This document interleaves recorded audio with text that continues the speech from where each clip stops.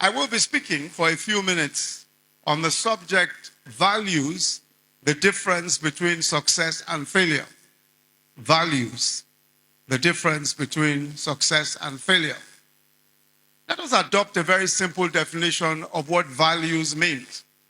Values are ethical principles by which individuals and communities live, work, and interact. So values include honesty, integrity, trustworthiness, perseverance, hard work, diligence, discipline, patience, respect, etc.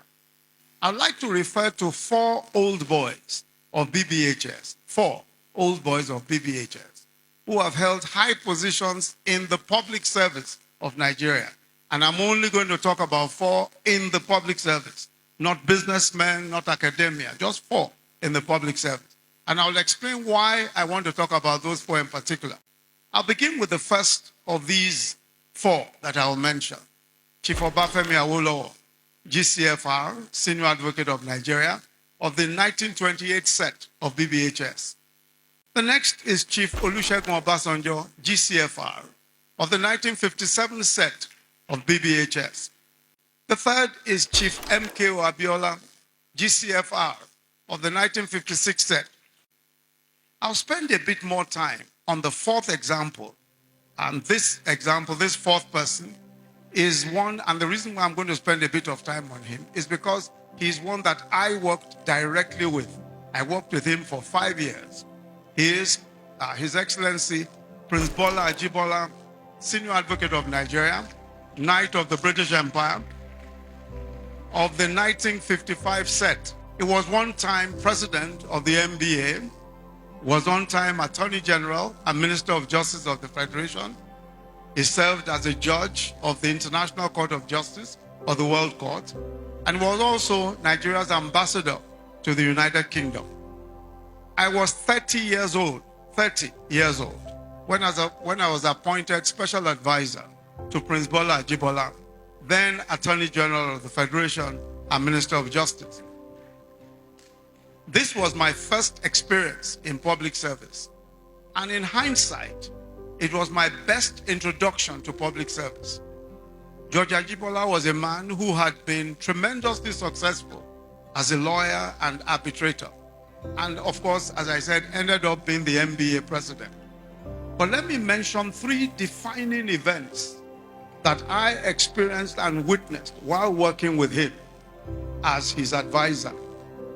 The first was a situation where a foreign contractor who had won a very lucrative contract from the federal government went to give his son, Prince Ajibola's son, who was in university in England at the time. This contractor went to give him a car, a golf car, brand new car.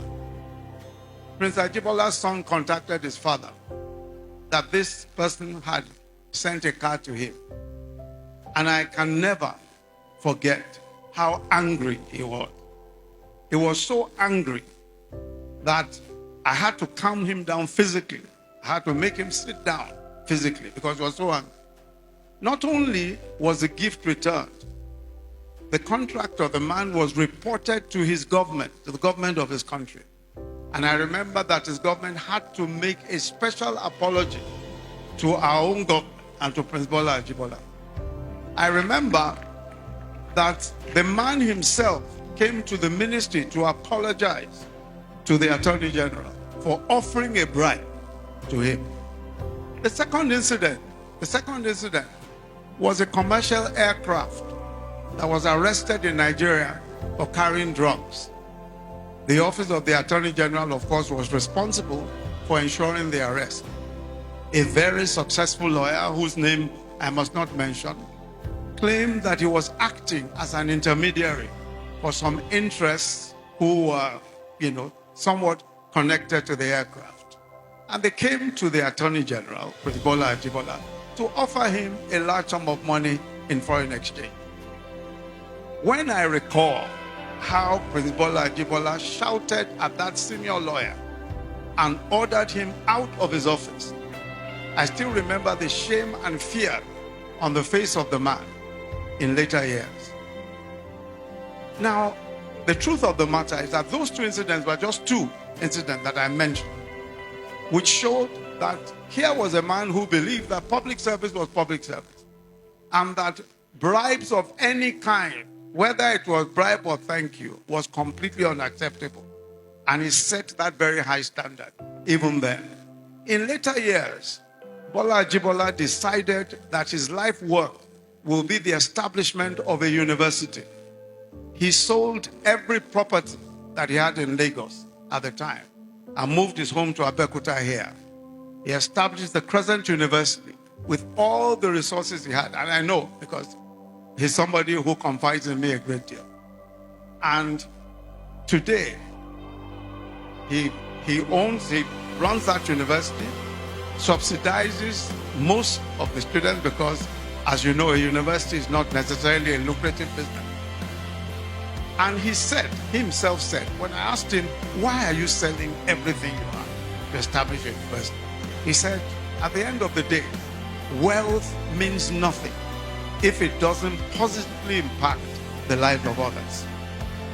Wealth means nothing if it does not positively impact the lives of others.